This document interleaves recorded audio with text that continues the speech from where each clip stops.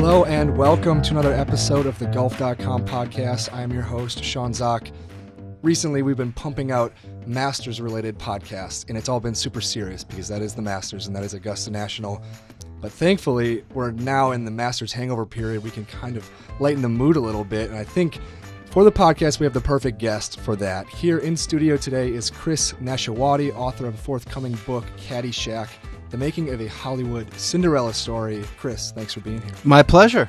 In order for you to write a book on the making of Caddyshack, you can't just be an entertainment fan. You have to be a golf nut, right? I originally started writing about Caddyshack for an oral history I did for Sports Illustrated several years ago. And as I was doing the reporting for that, I was interviewing the people who were the stars of the movie, like Bill Murray and Chevy Chase, and the director Harold Ramis, who's now passed on. As I was talking to them, they were telling me these stories about making the movie in Florida in 1979. And at the time, Florida was like the gateway into America for cocaine. Yep. And, the world was a different place in 1979. And the set and the making of the movie was just all sex, drugs, and rock and roll. And they really, a lot of the people who were making the movie and starring in the movie, it was their first film. Yeah. So they didn't know what they were doing. So it's really just a story about like the inmates running the asylum, and it's just crazy. It's just the more you dig into it, the crazier it becomes. There's a great excerpt that obviously you can find in the book, but you will eventually find it online at golf.com. And you alluded to it earlier. It deals with cocaine and just how riddled this set was with drugs and cocaine. And to me, that is shocking. Yeah.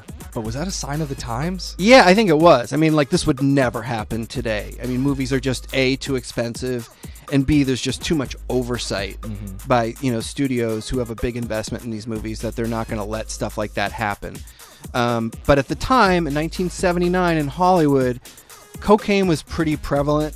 And like I said before, they were shooting the movie in Florida, which was just like coke was plentiful and cheap.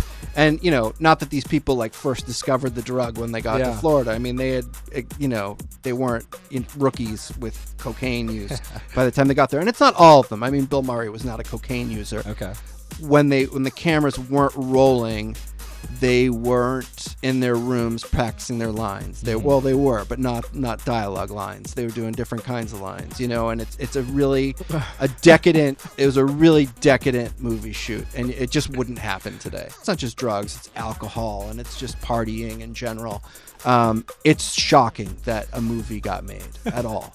Yeah, I mean, it sounds like cocaine was something that they were happy to discuss with you, though, too, as well. I think enough time has gone by that people are pretty free and easy with the anecdotes, which is great for me because they're telling you all these great cocaine stories. But if it was something that happened yesterday, they probably wouldn't be as free and easy with the story.